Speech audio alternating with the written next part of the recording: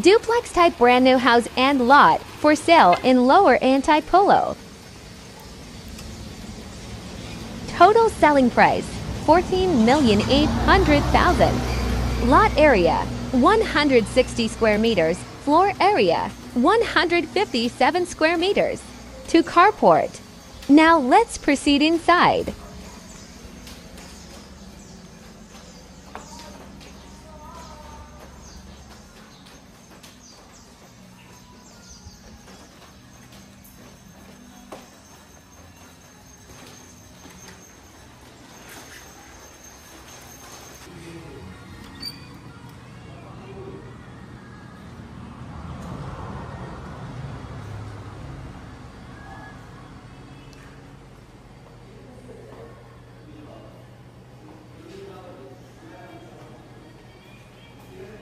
So, meron na siyang kasamang Korean blinds.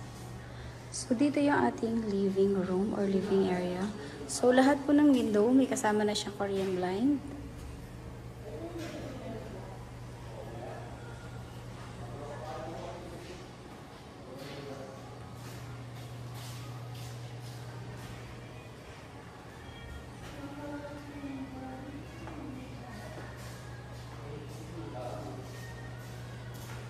And, ito po yung ating dining. So, meron po tayo ditong lanay. So, meron na siyang grills na naka-include na po dun sa price. And of course, yung etong ating paglabas dito sa lanay, naka-covered na po siya. And, may access po tayo dito sa from gate, papunta po dun sa ating service area po.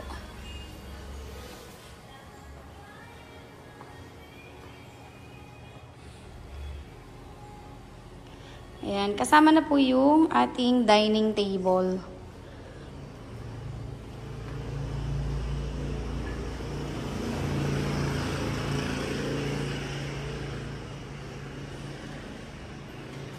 Now, let's proceed naman po sa ating kitchen po.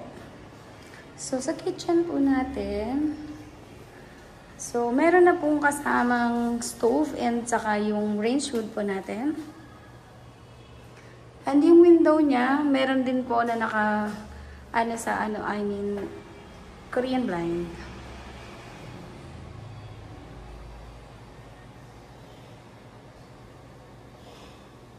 Po, yung ating powder room, well actually, meron siyang shower area, ayan. And ito naman pong pinto na to is papunta sa ating maid's room.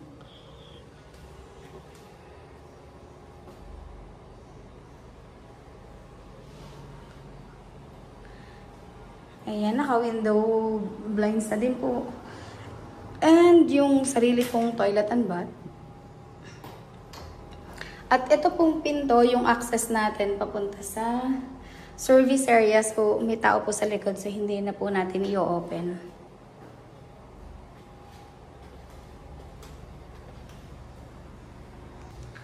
So, akit naman po tayo sa second floor. So, sa second floor po natin, and yung stair po natin, ano siya, wood. Ayan, wood flanks po siya. And yung handle po natin, dito po sa ating second floor, meron po tayong 4 bedrooms.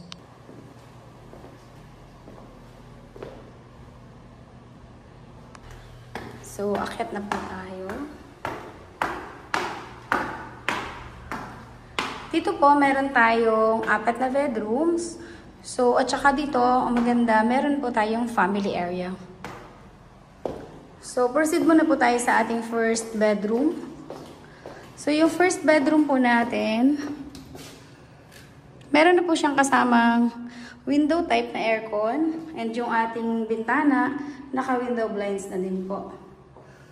Meron na din po itong kasamang built-in cabinet.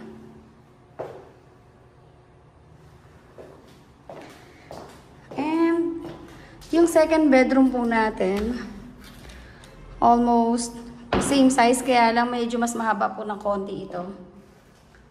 Meron din po siyang window type na aircon. Naka-blinds na din po yung window.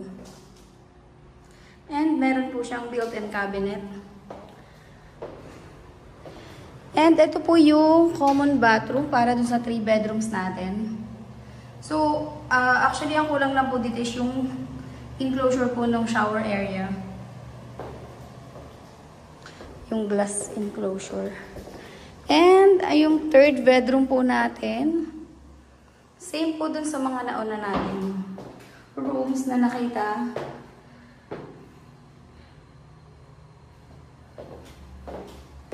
And proceed naman po tayo sa ating master's bedroom. So yung master's bedroom po natin, meron siyang sariling toilet and bath.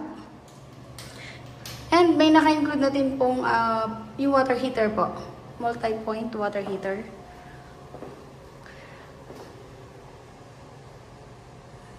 And maganda po dito, meron na po itong naka-built na CCTV camera po. So dito, ang balcony po natin,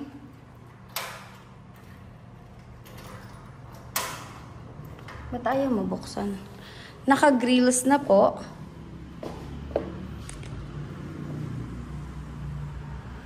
Facing the street po siya.